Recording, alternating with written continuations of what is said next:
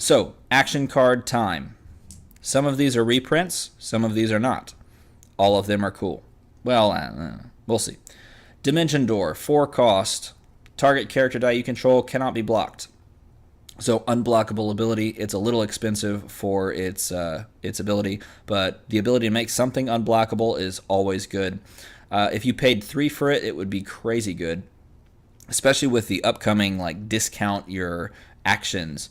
This card could actually see some serious play with that. I didn't actually think about that until literally this moment. With some of those discard your actions that have been spoiled from the discount your actions from the Guardian set that's coming out. This could be really, really powerful because you can buy these for 1 if you play that, the uncommon Cosmic Cube. Pretty cool. That's something to keep in mind there. Misdirection. I love this card. A 2-cost action. Swap a target active character die you control with a character die in your used pile, placing it on the same level. Also draw a die from your bag and prep it. So for 2, you are taking a character you could possibly not care about, right? On its level 3 side. And then pulling in something insanely powerful on its level 3 side. And then if you rolled it a 1 in 3 chance on either of these sides, then you also have some ramp, right? You draw and prep a die. It's ramp and churn. This card is really good. It's really, really good. There are not a lot of downsides. It's being compared to Polymorph from the old set, and in fact, this is just straight up better than Polymorph because it puts it on the same level as whatever you polymorph out or whatever you misdirect out. Great card. Another reason you should have this set. Plot twist. This is the memeiest of cards. 5 cost. Draw up to 2 dice from your opponent's bag. Roll any character dice after you've drawn those. If any of them are character dice, roll them. Returning the rest to the bag, you may field those characters for free under your control. Place them on your into your opponent's used pile at the end of your turn. All right, so you take 2 dice, right? Let's pretend you take these 2 dice. You got a character and a sidekick. Sidekick goes back in the bag. You roll this character. If it comes up a character face, let's pretend it does on the 1/4/2 side. It goes in your field, and you can attack with it. And then at the end of your turn, no matter what happens with this die, it goes to use pile. Pretty cool. So even if your opponent blocks it and it gets KO'd, it doesn't go to prep, it goes to their use pile. So this is a really, really cool card. I like this a lot, but I don't think it'll see play because it's too expensive. Though I guess in the future with the discounting of basic actions and just actions in general, this could see some sort of play on some crazy fun team that does something with it. I'd be interested in doing something with it. That sounds like a lot of fun, right? It sounds like it could be really annoying for your opponent. Here's another reason you should buy this set. Resurrection's back. This is one of my favorite basic actions. Okay, 4 cost, and you can roll a die from your used pile and place it into your reserve pool. It's not what you care about. What you care about is paying a shield, and once per turn on your turn, you just draw a die from your bag and prep it. I love this card. I loved this when it was in the first D&D set. This is just a great card, right? You don't ever really buy it, but it's just nice to have. Pay something, draw a die and prep it. Pay something, draw a die and prep it. And the nice thing too is, even though this is a once per turn on your turn, if your opponent brings the same thing, you can pay 2 shields and draw and prep 2 dice. So awesome to see this card back, and that's really nice art. Something I haven't mentioned, the entirety of the set really has nice art. So good on you, WizKids, for making pictures like this the background. Save Civilians. This card's not good. It wasn't good when it came out I think it was in the Justice League set. It wasn't good then. It's not good now. You pay 3. You have to field a sidekick to activate it, and it reduces the fielding cost. If it was like the purchase cost, then maybe. It also gives you a little bit of ramp. Draw a die from your bag and prep it. But you're paying 3, you're rolling the die, then you're putting a sidekick out, and then finally you get to reduce the fielding cost of something and draw a die.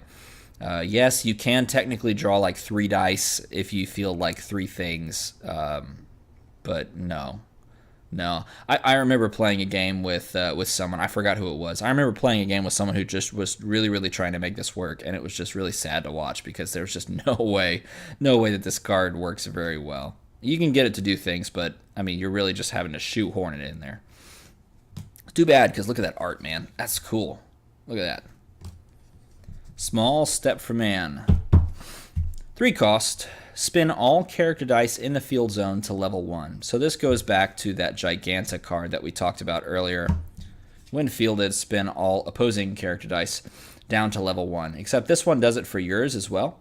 So again, going back to the idea of in the future X-Men set that's coming out that deals with spinning up and down, this might be good. Again, just like that card, as of right now, this doesn't have a ton of utility because you're really not focused on spinning down these powerful, like one meta-defining powerful die that focuses on being on a specific side to be really good, right? That doesn't exist. So as of right now, this doesn't have a ton of play. Maybe use it to spin down a Ronin to like the 1-2 side, and then Take Cover. Take Cover is a reprint from Take Cover from like AVX, UXM, one of those two. 3 cost. Character dice you control get +2 defense. Target character die gets an extra +3 defense on either of the burst faces. So a 1 out of 3 to get +5 defense onto something, which is really, really cool. I would like to put this onto some sort of, and then you can pay the global, obviously I should have said that. You can pay the global to give it even more. Put this onto a stat flipping with that Cal L that has the global that you pay a shield to stat flip. And you've got you've got some serious shenanigans going on. You got to pay 3 to get it, and then you've got to roll it, and then you've got to have something to apply it to. But that's a lot of stuff that's actually pretty easy to get to. Paying 3, getting the die, and there's really nice defensive characters. I think Baron Zemo, he has a defense. What is he, like 3 cost from the Civil War? Team up. Okay, I got into the game, and I never got my hands on a Teamwork. This is like Teamwork, but could actually be better. I can't tell if this is better or not. It's a 4-cost action that says each of your character dice get +1/+1 for each different affiliation among your active character dice, -1. The -1 really makes me think maybe this isn't better. But Teamwork was a promo back in the old days that counted the number of characters of the same affiliation and applied that many stat buffs to it, right? To each of those characters. This does a similar thing. So you count all the different affiliated characters and then subtract 1 and add all of those that number to all of your dice. This is really cool. I think this can be good on some sort of casual teams that just build around it. Worth buying and messing around with. Here's another card I never got my hands on when it was a promo. This is the Outsider, and I'll go really close and try to make it focus so that you can read along with me. Focus card. Draw a die from your bag. If it's a villain die, field it on its level 2 side without paying the cost. If it's not, or otherwise, place it in your used pile. And if the die that you drew was a sidekick die, then you prep the Outsider. Basic action die. You prep that die. So you're drawing a die, right? Let's pretend I drew this die, right? It's not a villain die, so we don't do the next part. If it were a villain die, I'd field it on its level 2 side. Whoop, there it is. And I don't have to pay the 1. That's pretty good. If I drew the sidekick, as I did here, then I placed it in my use pile. And because it was a sidekick, then the die that I just rolled, the Outsider die, now goes into my prep area. Does that make sense? It's kind of convoluted. And for 3, it could do some cool stuff, but really it's all about this global. And this global says, pay a fist, target villain die gets +2. Character dice may only be targeted by this global once per turn. So that's too bad. But if your opponent runs it too, then you can get +4 on something. That's pretty good. I like this card. I really liked the art from back in the day, and I like the art now. I like that this card's still in the game. Very cool. Here's a brand new one. This is Truce, 3-cost character, or 3-cost action. It says KO up to 2 character dice you control, for each character die you KO this way, your opponent must KO a die they control.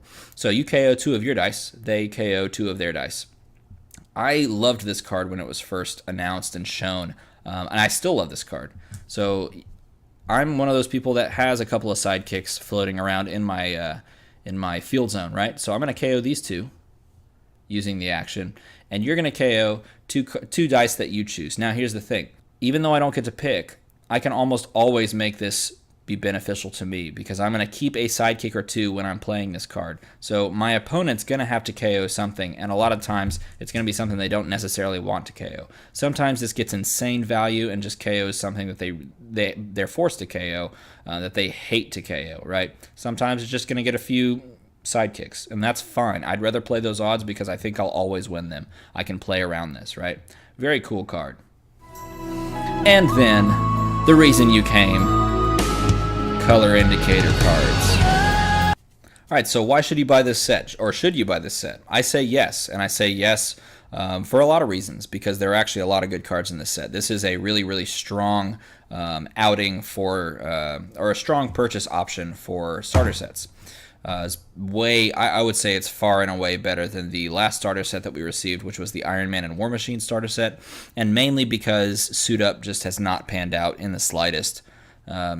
I have not heard of it being some great card that I'm missing out on, or some great keyword that I'm missing out on. This, however, has a lot of really good cards too.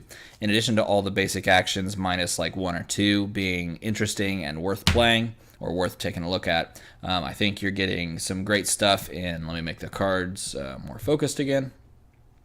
I think you're getting great stuff out of all 3 of these cheetahs. I think you're getting options in the future and right now in this Giganta that has the global ability. I think Jimmy Olsen, this one in particular, is really, really good because it actually allows you to buy Superman and Supergirl, which are both characters that have shown up a lot but have just not been quite playable because of their purchase costs and their fielding costs. This now makes them a threat, which I like. All of these Steve Trevors have some merit, varying degrees of merit, but some merit nonetheless. I think this particular Supergirl is great, the one that allows you to draw and prep if you can make it work. And then you need to buy this set for Wonder Woman Reflections, right? If you're planning on playing even a little bit competitively, you need to purchase this set for Wonder Woman Reflections.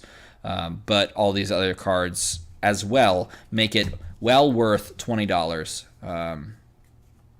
Should you buy 2 for 4 dice? That's a good question.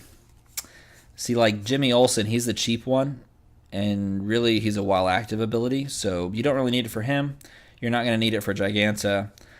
It might be nice to have 3 dice for Cheetah. It might be nice, just because of the one that gets +1/+1, this one right here. It might be nice for that, but 2 you can kind of make do with, I think.